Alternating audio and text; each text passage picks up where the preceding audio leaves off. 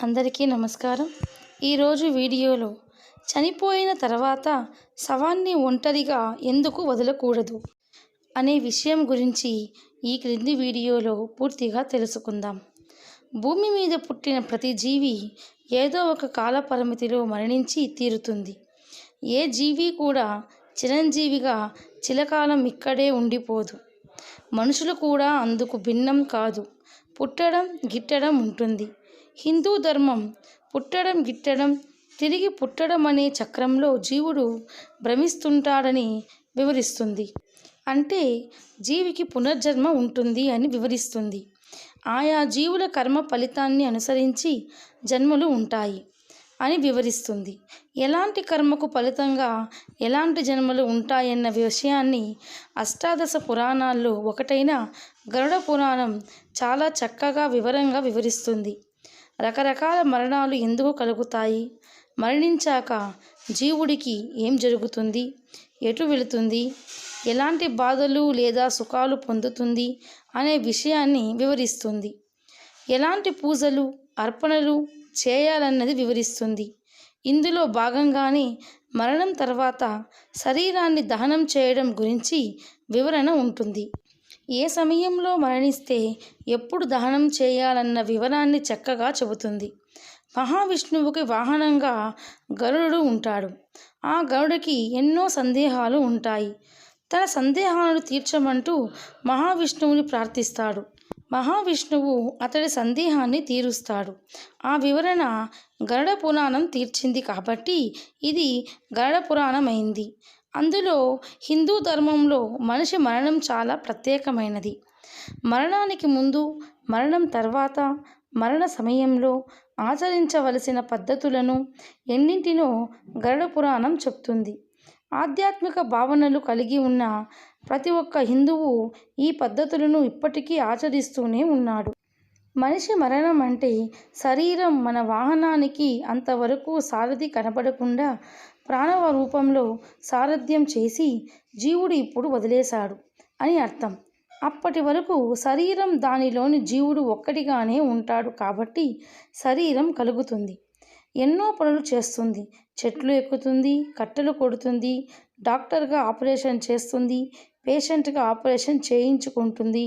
కానీ జీవుడు శరీరాన్ని విడవగానే శరీరం నిర్జీవమవుతుంది.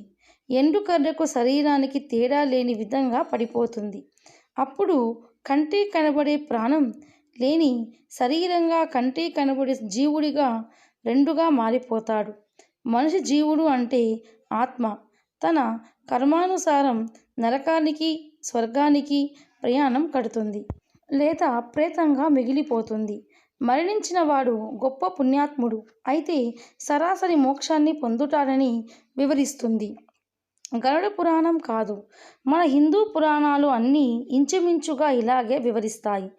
పాపం అప్పటి వరకు ఆడుతూ పాడుతూ తిరిగిన మనిషి కావచ్చు, లేదా రోగంతో మంచంలో పడి ఉన్న మనిషి కావచ్చు, ఆయుష్ తీరిన మనిషి కావచ్చు, లేదా అకస్మాత్తుగా పాము కాటుకో, వాహనము ఢీకొట్టడం వల్ల, అగ్ని ప్రమాదం వల్ల మరణించిన మనిషి కావచ్చు. అతని శరీరం కదలక పడిపోతుంది. అప్పటి వరకు మనిషి అంటాము. కానీ ప్రాణం పోవడంతోనే అతనిని మనిషి అని అనకుండా శరీరమని కానీ శవమని కానీ అంటాము. మరి చనిపోగానే దహన సంస్కారం చేయడానికి అతని బంధువులు ఎందుకు ఇలా తొందరపడతారు అన్నదానికి గరుడ పురాణంలో చాలా వివరంగా ఉంది. అది ఏమిటి అంటే శవాన్ని సూర్యాస్తమయం కాకముందే దహనం చేయాలి. ఒకవేళ సూర్యాస్తమయం లోపల కానీ దహనం చేసినట్లయితే జీవుడికి మోక్షము లభించదు. అతడు ప్రేతంగా మారి అక్కడక్కడే తిరుగుతూ ఉంటాడు. అందుకని తప్పకుండా సూర్యాస్తమయం కానీ దహనం చేయాలి అని మహావిష్ణువు చెప్పాడు. స్వామి మనిషి చనిపోతే సూర్యాస్తమయంలోగా దహనం చేయాలి అన్నారు. బాగుంది. కానీ దహనం చేసేంతగా సమయం ఇవ్వకుండా సూర్యాస్తమయానికి కొద్ది ముందుగానే మరణిస్తే ఏం చేయటం అని అడుగుతాడు. అందుకు మహావిష్ణువు నవ్వి ఇలా అన్నాడు. ఒకవేళ మనిషి దానం చేయడానికి తగిన సమయం లేని విధంగా సూర్యాస్తమయానికి కొద్దిపాటి ముందుగా మరణిస్తే ఆ శవాన్ని ఆ రాత్రి అంతా అలాగే ఉంచేసి తర్వాత రోజు దహనం చేయాలి అన్నాడు. ఎందుకలా చేయాలి, రాత్రివేళ ఎందుకు చేయకూడదు అన్న సందేహం కలిగింది కదా. విను. మనిషి ఉదయం మరణించి ఉంటే దహనక్రియకు పొద్దున్నే దాకా సమయం ఉంటుంది. దహనక్రియ కోసం ఏర్పాటు చేయడానికి, శ్మశానంలో కాష్టం ఏర్పాటు చేయడానికి సమయం ఉంటుంది. సూర్యాస్తమయానికి సమీప కాలంలో మరణిస్తే ఈ ఏర్పాటుకు సమయం ఉండదు. ఈ ఏర్పాట్లు ఏవీ సరిగా జరపకుండా దహనక్రియలు కానీ జరిపితే ఆత్మకు ముక్తి లభించదు. అందుకని సూర్యాస్తమయం మరణిస్తే ఆ శరీరాన్ని తర్వాత రోజునే దానం చేయాలి. కానీ శరీరాన్ని ఒంటరిగా వదిలివేయకూడదు. ఖచ్చితంగా శరీరాన్ని గమనిస్తూ ఎవరైనా అక్కడే ఉండాలి. ఒంటరిగా ఎట్టి పరిస్థితులలోనూ వదిలివేయకూడదు. ఎందుకంటే అలాగని వదిలేస్తే మరి ఏదైనా దుష్ట ఆత్మ వచ్చి శరీరాన్ని ఆక్రమించే అవకాశం ఉంటుంది. లేదా అతని బంధువులు పట్టుకొని రకరకాల బాధలకు గురి చేసే అవకాశం ఉంటుంది. అందుకని ఆ శరీరాన్ని ఎంతమాత్రం ఒంటరిగా వదలకూడదు.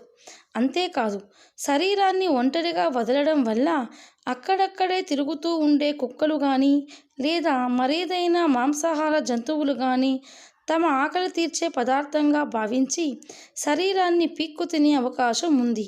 అంతేకాదు, శరీర ప్రాణం ఉన్నంత వరకే తనను తాను కాపాడుకుంటుంది. చెమట వాసన వేయకుండా స్నానం చేస్తుంది. నోరు వాసన కొడుక్కో పళ్ళు తోముకుంటుంది. వాయువు కంపు రాకుండా కాలకృత్యాలు తీర్చుకుంటుంది. కానీ ప్రాణం పోయాక ఇవి ఏవీ చేసుకోలేదు.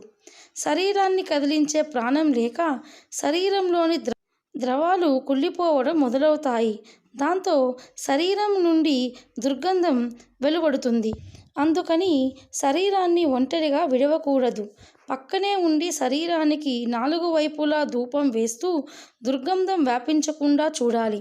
ఒకవేళ ఇవి ఏవి పట్టించుకోకుండా దుర్గంధ సహితంగా వదిలేస్తే జీవుడి ఆత్మ తన పరలోక ప్రయాణంలో చాలా రకాల బాధలు పడవలసి ఉంటుంది. మరణించిన వాడిని తర్వాత రోజు దానం చేయడానికి మరొక ముఖ్యం కారణం ఉంది. అది ఏమిటి అంటే, మరణించిన వారి సంతానం దగ్గరలో కానీ లేకుండా దూర ప్రాంతంలో కానీ ఉంటే వారు రావాల్సి ఉంటుంది. ఎందుకంటే దహనం చేయాల్సింది వారే కాబట్టి. వారు వచ్చి చివరిసారిగా తమ మనిషి ముఖాన్ని చూడవలసి ఉంటుంది. లేకుంటే చనిపోయిన మనిషి ఆత్మ తృప్తి చెందదు. ఆత్మ తాను వెళ్ళవలసిన లోకాలకు వెళ్లకుండా అక్కడక్కడే తిరుగుతూ తమ వారు రాకపోతారా, వారిని చూడలేకపోతున్నాను అని ఎదురు చూస్తూ ఉంటుంది. ఇవి ఏవీ పట్టించుకోకుండా హడావిడిగా దహనంగానే జరిగితే అతనికి ముక్తి దొరకదు. ఇక్కడే ప్రేతాత్మగా తిరగాల్సి వస్తుంది. తర్వాత కూడా ఏ రాక్షస లేదా పిశాచిగాను ఉండాల్సి వస్తుంది. అందుకని సూర్యాస్తమయం తర్వాత అంత్యక్రియలు జరపకూడదు. మృతుడి శరీరాన్ని ఎట్టి పరిస్థితులలోనూ ఒంటరిగా వదలకూడదు. దీనికి విరుద్ధంగా జరిపిస్తే మృతుని ఆత్మకు బాధలు తప్పవు, అతని సంతానానికి బంధువులకు కూడా బాధలు తప్పవు అంటూ శ్రీ మహావిష్ణువు గరుడునికి సందేహాన్ని తీర్చారు. మృతుడి శరీరాన్ని ఒంటరిగా ఎందుకు వదలకూడదు అన్న సందేహాలకు సమాధానం లభించిన గరుత్మంతుడు మహావిష్ణువులు పాదాలకు మొక్కి తన విశాలమైన రెక్కలను ఆడిస్తూ లోక సంచాలనకై బయలుదేరుతారు. ఈ వీడియో కనుక మీకు నచ్చినట్లయితే లైక్ చేయండి, షేర్ చేయండి. మరిన్ని వీడియోస్ సబ్స్క్రైబ్ చేసుకోండి. Thanks for watching.